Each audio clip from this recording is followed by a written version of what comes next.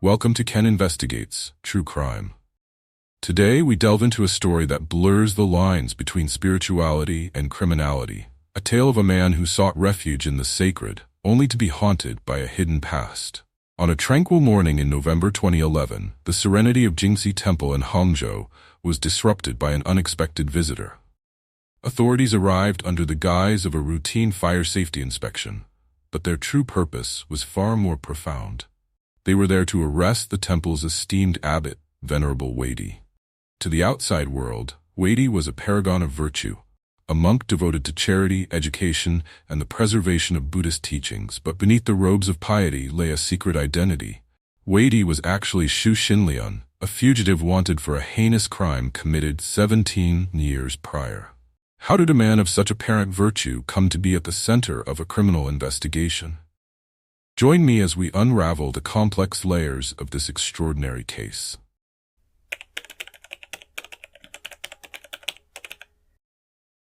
On November 28, 2011, a team of police officers from Jiangxi Province, in coordination with local authorities in Zhejiang, approached Jingci Temple with a singular mission. Disguised as fire safety inspectors, a plausible ruse, given Weidi's active involvement in enhancing the temple's safety measures, they requested to meet with Venerable Weidi. Inside his modest chamber, adorned with Buddhist scriptures and calligraphy, Weidi greeted them with a calm demeanor. As the officers revealed their true identities and the warrant for his arrest, witnesses recall a moment of palpable tension. Weidi's expression remained serene. He simply asked, "Who are you?" before nodding in resignation. There was no resistance. As he was escorted through the temple grounds, whispers spread among the monks and visitors. The abbot was under arrest. But for what? The news left the community in disbelief, struggling to reconcile the benevolent leader they knew with the allegations now surfacing. The arrest of such a respected figure sent shockwaves through both the religious community and the public at large. It raised immediate questions about identity, trust, and the capacity for change. How could a man dedicated to spiritual enlightenment be connected to a violent crime? As we delve deeper, we'll explore not only the facts, but also the profound psychological and ethical implications of this complex case.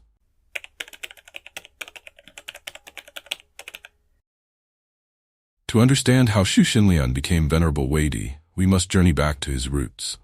Born in 1973 in a small village in Shahe Town, Zhejiang County, Jiangxi Province, Xu was the second of 4 children in a modest farming family. His parents worked tirelessly to provide for their children, instilling in them the values of hard work and perseverance. Despite the family's efforts, poverty cast a long shadow over their lives. Xu attended the local school, but found himself increasingly disengaged. At 15, disenchanted with academic pursuits and eager to alleviate his family's financial burdens, he decided to drop out. His father, hoping to guide him toward a stable future, arranged an apprenticeship at a local auto repair shop. For a time, it seemed Xu might find his path. He learned the basics of mechanics and showed potential. However, his impatience and desire for quicker success led him to abandon the apprenticeship after 2 years. Without a clear direction, Xu gravitated toward peers who, like him, felt constrained by their circumstances. They spent their days loitering and nights seeking thrills, often engaging in petty mischief.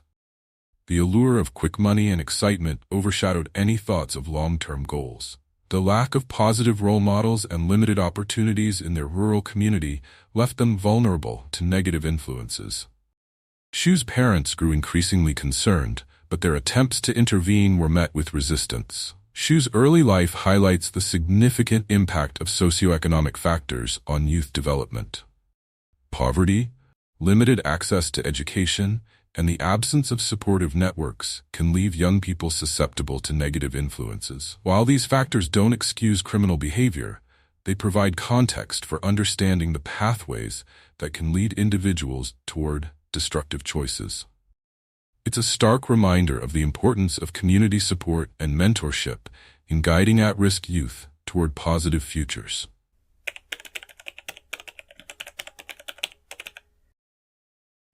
In the early 1990s, China was undergoing rapid economic transformation.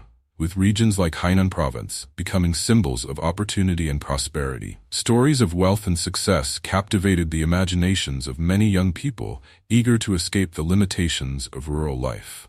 When an old acquaintance returned to Shahe town boasting of fortunes made in Hainan, Xu and his companions saw a chance to change their destinies.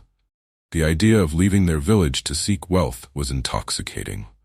However, they faced two significant obstacles: the lack of funds for such a journey and the anticipated disapproval of their families.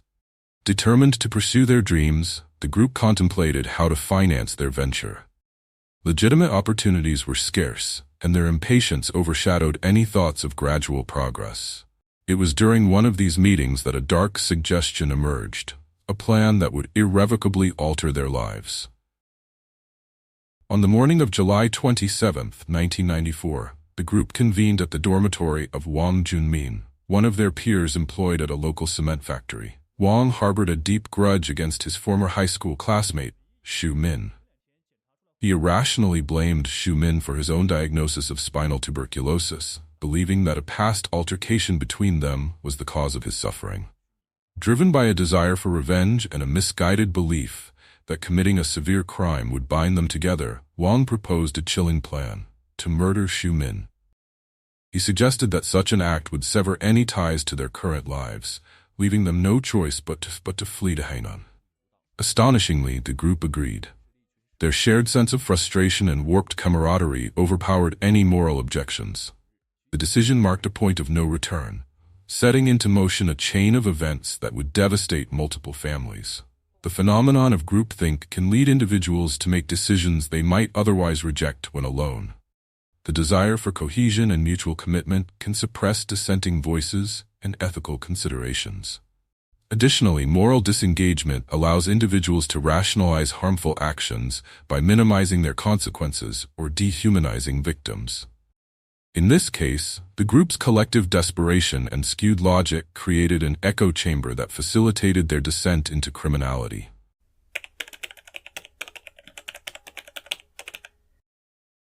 That afternoon, the group meticulously planned the attack. Wang provided Xu with 100 yuan to rent a vehicle, a crucial component for their escape. Xu, along with another accomplice, secured a van from a local rental service, using false pretenses.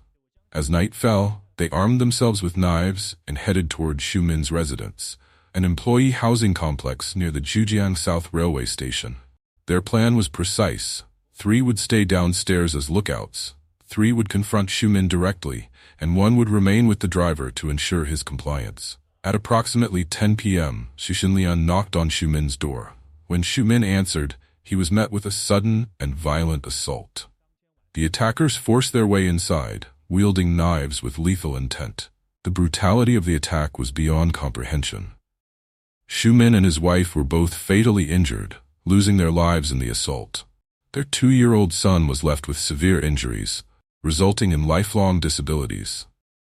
This senseless act of violence sent shockwaves through the community, leaving the family devastated and the town grappling with profound grief. After the heinous act, the group fled, threatening the driver to ensure his silence. They traveled to an industrial area near Zhujiang City, where they attempted to eliminate evidence by burning their clothes and disposing of the weapons in a pond. With the immediate danger seemingly behind them, the group split up, each attempting to evade capture by going separate ways. The violent crime sent shockwaves through the community. Neighbors, alerted by the commotion, discovered the gruesome scene and called authorities. The senseless brutality left residents grappling with fear and confusion, as such acts were virtually unheard of in their town. The immediate victims were not only those directly attacked, but also their extended family and the community at large. Such violent crimes can shatter the sense of security within a community, leading to widespread fear and mistrust. The psychological impact on survivors and witnesses can be profound and long-lasting.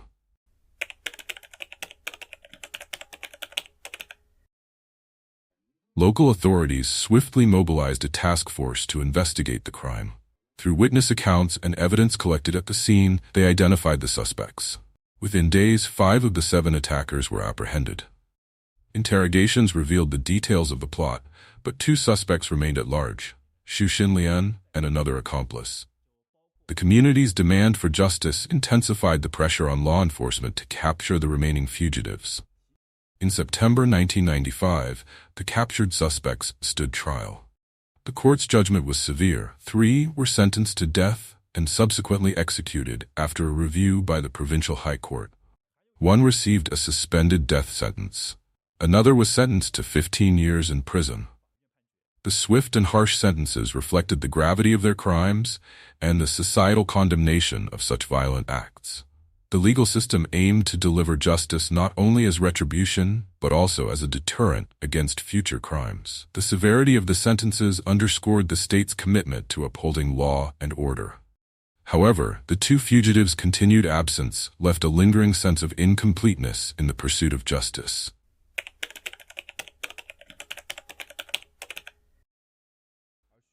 With the net closing in, Xu knew he had to flee.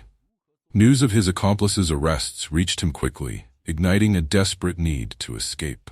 Leaving behind everything familiar, he embarked on a perilous journey to evade capture. He made his way to the banks of the Yangtze River, one of the longest rivers in the world. In a feat fueled by fear and adrenaline, Xu swam across the vast expanse to reach Huangmei County in Hubei Province. Exhausted but determined, he continued onward, putting as much distance as possible between himself and the authorities. Seeking sanctuary, Xu turned to the one place he believed might offer refuge: Buddhist temples. He arrived at Xu Temple, a renowned spiritual center, and requested to become a monk. Presenting himself as a man seeking solace from personal turmoil, he hoped the temple would provide a safe haven. However, the monks were cautious. Accepting new initiates required careful consideration, and Xu's sudden appearance raised concerns. They declined his request, suggesting he return after a period of reflection. Undeterred, Xu continued his journey. Fate intervened when he found a discarded ID card belonging to a man named Luo Mingsheng. Recognizing the opportunity, Xu assumed Luo's identity, a crucial step in crafting his new life. Armed with a new name, he arrived at Sanzu Temple in Anhui Province. There, he once again sought to join the monastic community. This time, his story and apparent sincerity convinced the monks to accept him as a novice. In February 1995, Xu was ordained as a monk, receiving the Dharma name Weidi. Embracing his new identity, he dedicated himself to the strict discipline of monastic life. He studied diligently, waking before dawn to meditate and staying up late to read scriptures. To those around him, Weidi appeared earnest and devout. His quick mastery of complex Buddhist texts impressed his teachers. He seemed to embody the qualities of a model monk, humble, hardworking, and committed to spiritual growth. Xu's transformation into Venerable Weidi can be seen through multiple psychological lenses. Escape mechanism. Adopting a new identity allowed Xu to distance himself from his past actions, both physically and mentally. It provided a coping mechanism to deal with guilt and fear. Search for redemption. Immersing himself in spiritual practice might reflect an unconscious desire for atonement. The strict routines and moral teachings of monastic life offered a framework for self-improvement. Cognitive dissonance. Living a life dedicated to compassion and ethics while harboring a dark secret likely created internal conflict. Managing this dissonance would have required significant psychological effort.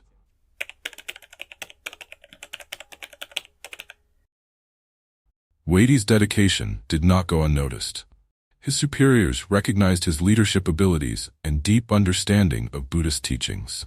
In 2000, he was assigned to Jingci Temple in Hangzhou, one of China's most esteemed temples.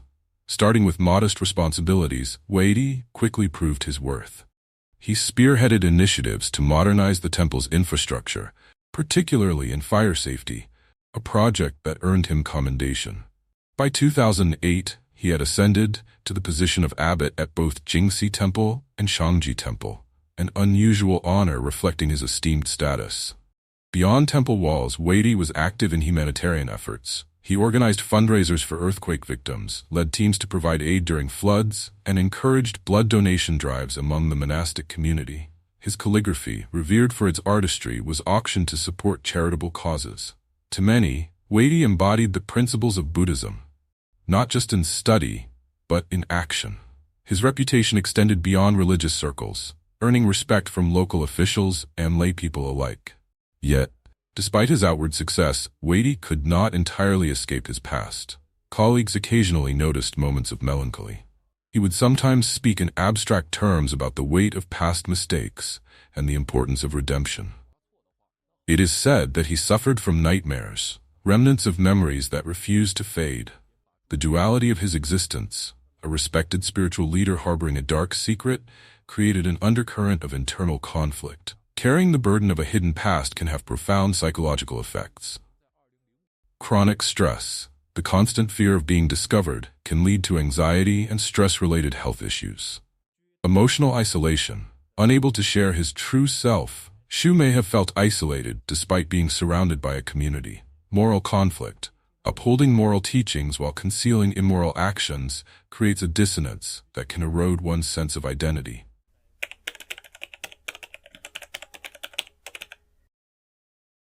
Back in Jingci, authorities had not forgotten the brutal crime of 1994. Periodic reviews of cold cases were standard procedure, and advances in technology provided new tools for investigators.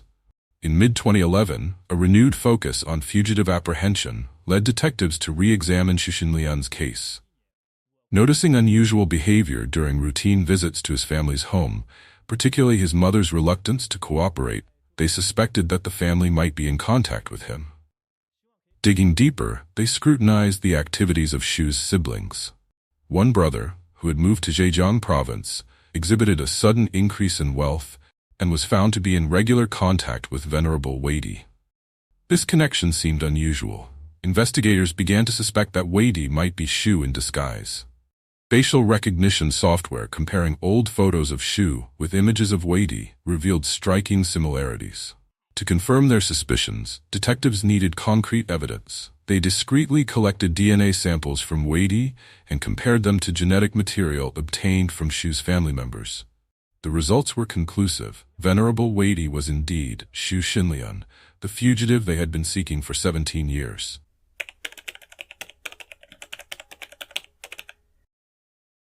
Armed with undeniable proof, authorities moved to arrest Xu. On November 28, 2011, they returned to Jingci Temple. This time, their intent was clear. When confronted, Weidi's response was measured. He did not deny his identity.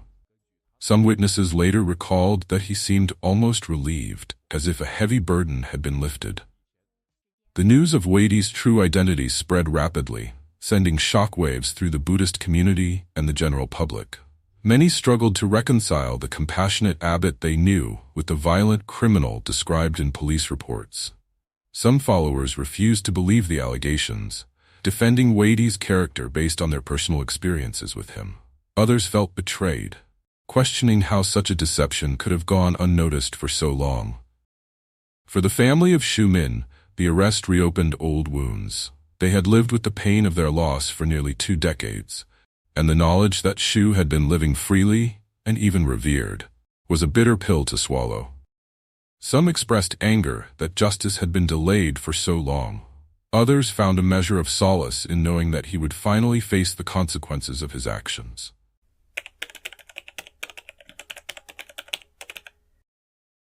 On April 20, 2012, Xu stood trial for the murder of Xu Min and the assault on his family.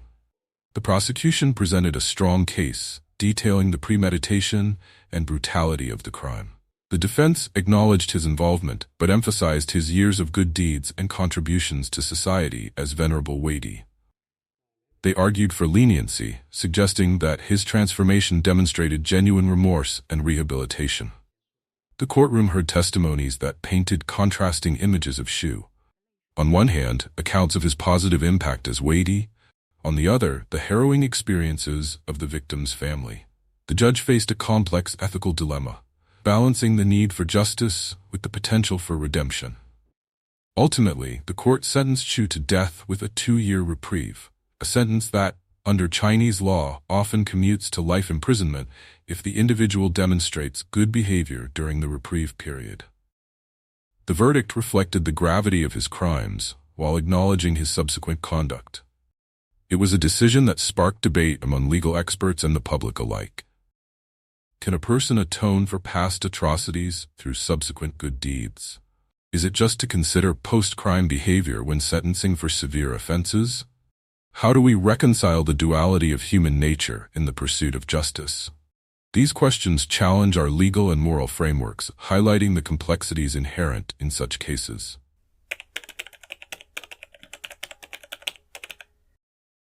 The story of Xu Xinlian, or Venerable Weidi, is a compelling narrative of transformation, guilt, and the relentless pursuit of justice. It forces us to examine the intricate layers of morality, the possibility of redemption, and the demands of accountability. While Xu made significant contributions to society during his years as a monk, the shadows of his past could not be erased. For the victims and their families, justice delayed was justice nonetheless served. As we consider this case, we're reminded that actions have consequences, and that true redemption requires not only personal transformation, but also facing the repercussions of one's deeds. Thank you for joining me on this journey into a story that challenges us to think deeply about justice and humanity. I invite you to share your thoughts and continue the conversation. Please like and subscribe to Ken Investigates True Crime for more in-depth explorations of the stories that shape our world. Until next time, stay curious, stay compassionate, and take care.